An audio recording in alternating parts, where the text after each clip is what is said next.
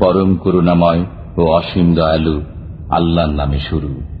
হে বস্ত্রাবৃত, রাত্রিতে ইবাদতের দণ্ডায়মান হন কিছু অংশ বাদ দিয়ে, অর্ধরাত্রি অথবা তদপেক্ষা কিছু কম অথবা তদপেক্ষা বেশি, এবং কোরআন আবৃত্তি করুন সুবিন্যস্তভাবে ও স্পষ্টভাবে। আমি আপনার প্রতি অবতীর্ণ করছি গুরুত্বপূর্ণ বাণী। নিশ্চয়ই ইবাদতের জন্য রাত্রিতে ওঠা প্রবৃত্তি দলনে সহায়ক এবং স্পষ্ট উচ্চারণের অনুকূল।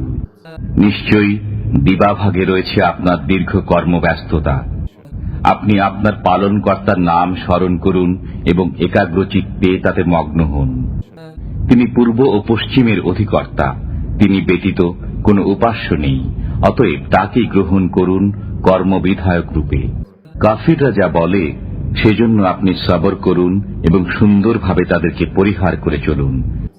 বিত্ত বৈভবের অধিকারী মিথ্যা আরোপকারীদেরকে আমার হাতে ছেড়ে দিন এবং তাদেরকে কিছু অবকাশ দিন। নিশ্চয়ই আমার কাছে আছে শিকল ও অগ্নিকুণ্ড। গলগ্রহ হয়ে যায় এমন খাদ্য এবং যন্ত্রণাদায়ক শাস্তি, যেদিন পৃথিবী ও পর্বতমালা প্রকম্পিত হবে এবং পর্বতসমূহ হয়ে যাবে বহমান বালুকা স্তূপ। আমি তোমাদের কাছে একজন রসুলকে তোমাদের জন্য সাক্ষী করে প্রেরণ করেছি, যেমন প্রেরণ করেছিলাম ফিরাউনের কাছে একজন রসুল। অতঃপর ফিরাউন সেই রসুলকে অমান্য করল, ফলে আমি তাকে কঠিন শাস্তি দিয়েছি। অতএব তোমরা কি রূপে আত্মরক্ষা করবে যদি তোমরা সেদিনকে অস্বীকার করো, যেদিন বালককে করে দিবে বৃদ্ধ? সেদিন আকাশ বিদীর্ণ হবে, তার প্রতিশ্রুতি অবশ্যই বাস্তবায়িত হবে। এটা উপদেশ, অতএব যার ইচ্ছা সে তার পালনকর্তার দিকে পথ অবলম্বন করুক। আপনার পালনকর্তা জানেন আপনি ইবাদতের জন্য দণ্ডায়মান হন রাত্রির প্রায় 2/3, অর্ধাংশ ও তৃতীয়াংশ, এবং আপনার সঙ্গীদের একটি দলও দণ্ডায়মান হয়। আল্লাহ দিবা ও রাত্রি পরিমাপ করেন, তিনি জানেন তোমরা এর পূর্ণ হিসাব রাখতে পারো না।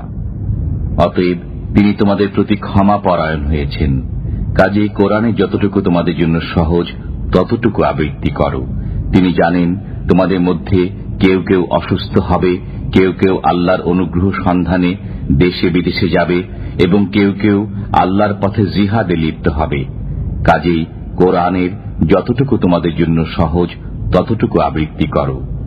তোমরা নামাজ কায়েম করো, যাকাত দাও এবং আল্লাহকে উত্তম ঋণ দাও। তোমরা নিজেদের জন্য যা কিছু অগ্রে পাঠাবে তা আল্লাহর কাছে উত্তম আকারে এবং পুরস্কার হিসেবে বর্ধিত রূপে পাবে। তোমরা আল্লাহর কাছে ক্ষমা প্রার্থনা করো, নিশ্চয়ই আল্লাহ ক্ষমাশীল দয়ালু।